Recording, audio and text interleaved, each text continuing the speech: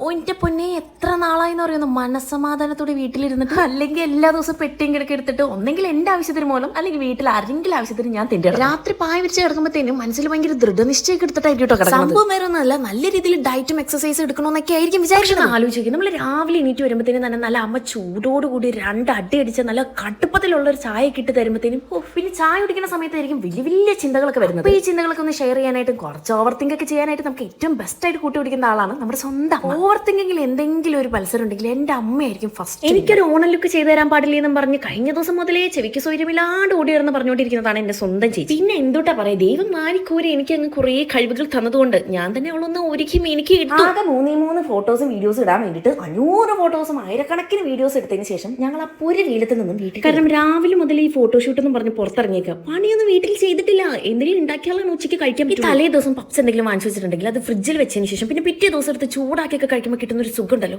നല്ലൊരു സിനിമയും കണ്ടിരുന്നാണ് കഴിക്കണമെങ്കിൽ വേറെ ഒന്നും വേണ്ട, ഗംഭീര.